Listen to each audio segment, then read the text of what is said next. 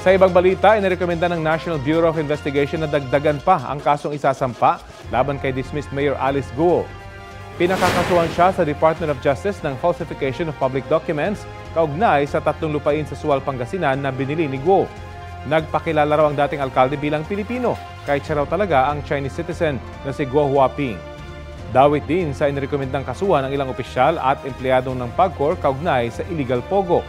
Violation of Anti-Human Trafficking Act ang naisisampa laban sa kanila dahil sa umunoy pagbubulag-bulagan ng ilang tauhan ng PAGCOR para daw makinabang sa pogo. Nag-benefit sila financially dahil sumisweldo sila doon eh. May allowances sila. And they should have monitored it. Sila yung naka-in charge doon sa day-to-day operations, but they allowed the operation of scamming activities.